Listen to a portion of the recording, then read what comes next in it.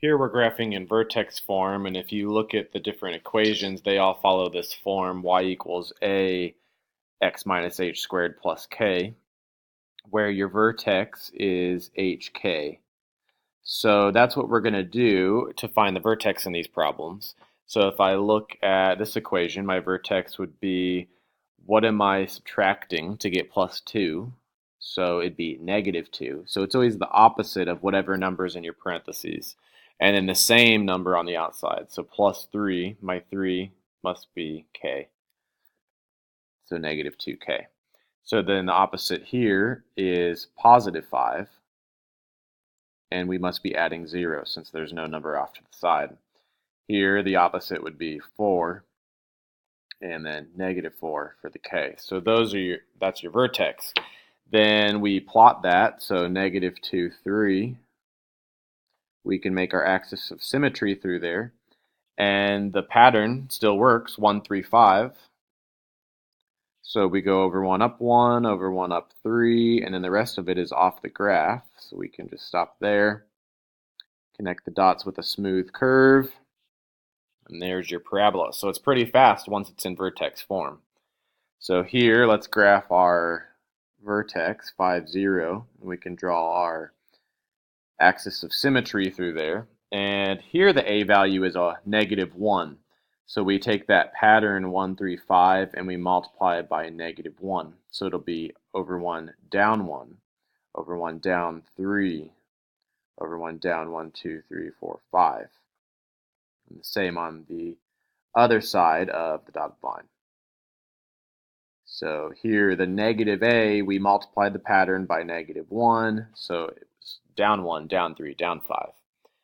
Here, we've got a value of 2, so we take our 1, 3, 5 times 2, so 2, 6, 10. So when we plot our vertex, so right 4, down 4, we can draw our axis of symmetry, and then we would go over 1 up 2, over 1 up 1, 2, 3, 4, 5, 6, and do the same thing on the other side of the dotted line and connect it with a smooth U-shaped curve. The parabola would look like that. So then how can we take something that's in standard form and make it easier, make it in vertex form? And so here I've done that for you. I've started with this function and I've turned it into, well, same function, but it looks different. I've taken it from standard form and changed it into vertex form, and I've shown you my steps to do it, and it's called completing the square. That's what we're going to do in example 8 and in example 9. And so what you do is you group the first two terms and take the 15 off to the side, which is what I did. And you're opening up this new space here. What you want to do is create a perfect square trinomial in the parentheses, and then you're going to have leftover numbers off to the side.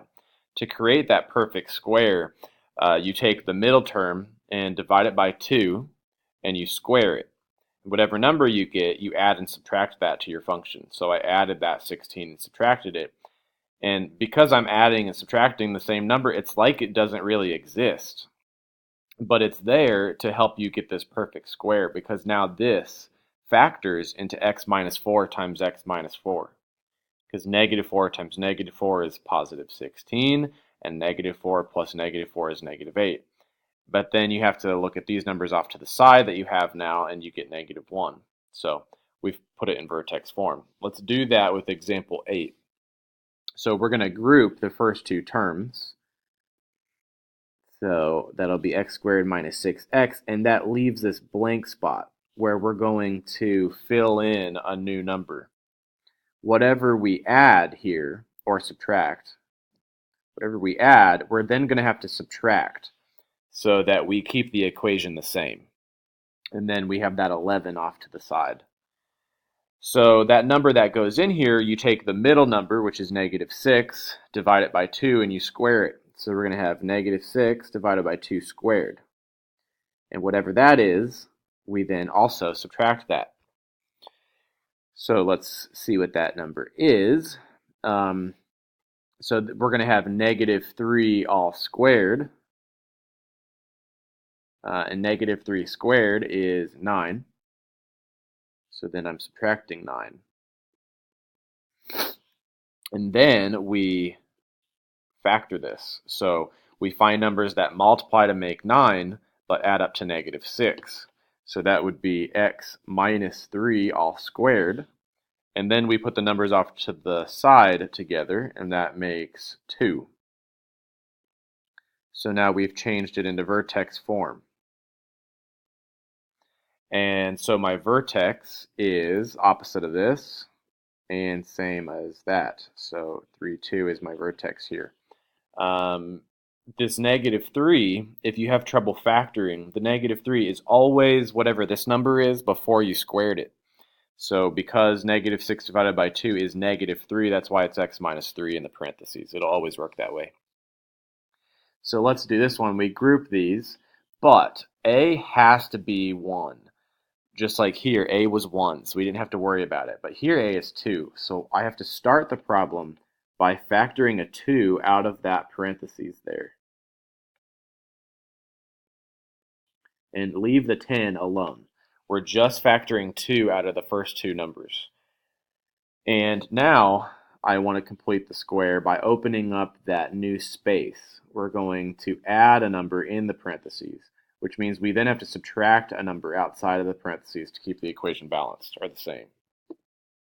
So that number would be negative 4 divided by 2 squared. So the middle number divided by 2 all squared. Well, let's not put it on the outside yet, and I'll show you what I mean. So we're going to have 2 x squared minus 4x, and then we've got negative 4 divided by 2, which is negative 2, and then squared, so we're going to get plus 4 in there. And then we're going to have to subtract something. Now the reason I have left this blank is because I didn't really add a 4 to the problem. What I actually added was an 8, because there's a 2 in front of this parentheses. So when I wrote plus 4, I can't write minus 4. That doesn't keep it the same. When I wrote plus 4, I really added 8, so I must subtract 8 on the outside because of the 2 in front. And now I can factor it. So I've got 2. I need numbers that multiply to make 4 and add up to negative 4, which would be x minus 2 times x minus 2. And then these numbers off to the side, 10 minus 8 is 2. So I've got it in vertex form. And my vertex for this would be positive 2 because of this, and then positive 2 because of that. So that's my vertex. So we're going to do the same thing in examples 10 and 11, and then we're going to actually follow through with the graph. So here I'm going to complete the square and put it in vertex form. So I group the first two terms and leave a space for the new number. I also subtract that number off to the side. And so I take that negative 6, divide it by 2, and square it, and that completes the square. Now that's going to give me negative 6 divided by 2 is negative 3. Negative 3 squared is 9, so that means I'm adding 9 and subtracting 9 in this problem.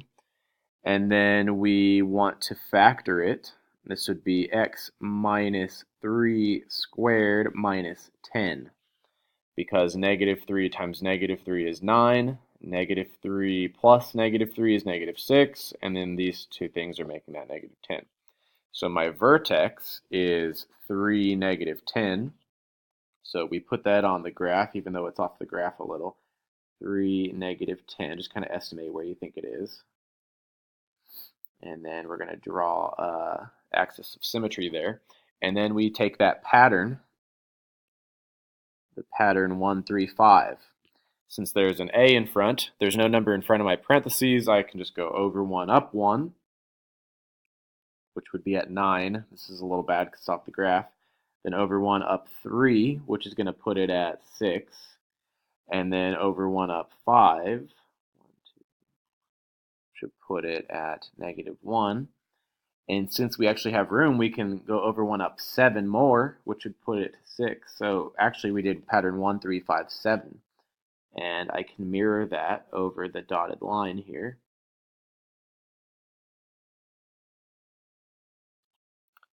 And so this would be my parabola.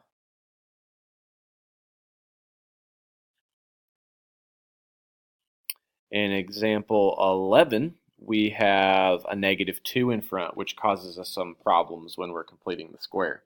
So we're going to group those first two terms, and we're going to factor out a -2. So if I factor out a -2, that leaves me with x squared minus 2x. And I want to add something there, subtract it, and then subtract 3. So that number that goes in there is going to be -2 divided by 2 all squared. So the middle number divided by 2 squared. But leave this blank because we have that -2 in front that we need to take care of. So this gives me -2 divided by 2 is -1. -1 squared is 1. So I've added 1. And then when I subtract the number, I'm not subtracting 1, I'm really subtracting -2. Because what I really did was I added a -2, because -2 times 1 is -2. So subtracting -2, or in other words, adding 2 to the right side. So I've then got y equals -2, something squared, and then these make -3 plus 2, so we've got a -1 on the outside. And then this factors into x minus 1, because -1 times -1 is 1, -1 plus -1 is that -2 inside. So I've got my vertex form, and then I want my vertex at 1, -1. So I go over 1, down 1, and I can make that axis of symmetry. And my pattern is 1, 3, 5. But there's that -2 in front. So we take this pattern times -2, which would be -2, -6, -10. So I'm going to go over 1, down 2, over 1, down 1, 2, 3, 4, 5, 6. And do the same thing on the other side of the dotted line. And there is your parabola.